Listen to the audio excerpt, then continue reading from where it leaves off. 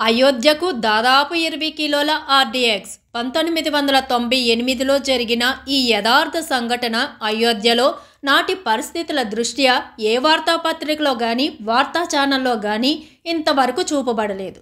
ఈ సంఘటన జియో సినిమాలో ఉన్న ఇన్స్పెక్టర్ అవినాష్ సిరీస్లో చాలా వివరంగా చిత్రీకరించారు.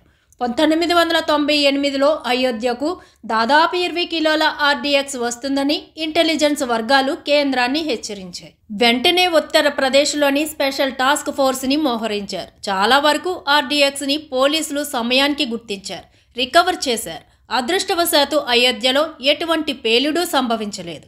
ఈ మొత్తం బాంబు రికవరీలో ఒక అద్భుతం చోటు చేసుకుంది.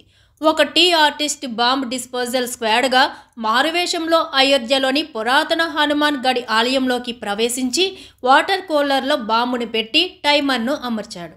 పోలీసులకు చివరి గంటలో దొరికిపోయాడు.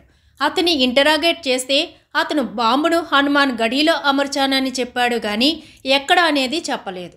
అతను బాంబును సెట్ చేసిన టైంకు ఇంకా 1 నిమిషం మాత్రమే ఉంది. ఈ గందరగోళంలో అప్పటికే ఆలయం లోపల ఉన్న ఇన్స్పెక్టర్ అవినాష్ మిశ్రా నేతృత్వంలో మొత్తం పోలీసులు బాంబు కోసం వెతికారు. వారు ఆలయంలోని ప్రతి మూలలో వెతికారు కానీ బాంబు లాంటిదేమీ కనిపించలేదు. అప్పుడు ఇన్స్పెక్టర్ అవినాష్ గుడి ప్రాంగణం లోపల వాటర్ కూలర్ దగ్గర ఒక చిన్న కోతి కూర్చొని 2 వైర్లు చేతిలో పెట్టుకొని ఆడుకుంటూ నోట్లో పెట్టుకొని నమలడం గమనించాడు. ఆ వాటర్ కూలర్లో బాంబు అమర్చబడిందని అనుమానించిన పోలీసులు ఆ కోతి దృష్టిని వైర్ల నుంచి మరల్చడానికి కోతి వైపు అరటిపండ్లను విసిరారు. అరటిపండ్లను కోతి వైపు విసిరిన వెంటనే అది తీగలను విడిచిపెట్టి అరటి పండ్లను కూడా తీసుకోకుండానే వెళ్ళిపోయింది. వెంటనే బాంబ్ డిస్పోజల్ స్క్వాడ్ను పిలిపించారు. వాటర్ కూలర్ను తెరవగానే లోపల ఉన్న టైమర్ సెట్ బాంబు కనుగొనబడింది. వెంటనే బాంబు డిస్పోజల్ చేసే నిపుణుడు ఉద్విగ్నంగా అరిచాడు, సార్, ఈ బాంబు ఇప్పటికే డిఫ్యూజ్ చేయబడింది. చూడండి, టైమర్ సరిగ్గా 3 సెకండ్లలో బాంబు పేలుతుందనగా అయిపోయింది. ఆ చిన్న కోతి వైర్లు కత్తిరించి మమ్మల్ని రక్షించిందని ఆనందంగా చెప్పాడు.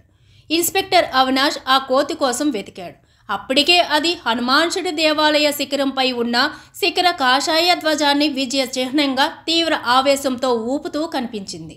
ఇన్స్పెక్టర్ అవినాష్ 2 చేతులు పైకెత్తి మమ్మల్ని ప్రభు రామచంద్రుడి జన్మభూమిని కాపాడడానికి వచ్చిన సాక్షాత్ హనుమంతుడివే అంటూ హనుమాన్ చాలీసా పఠించారు.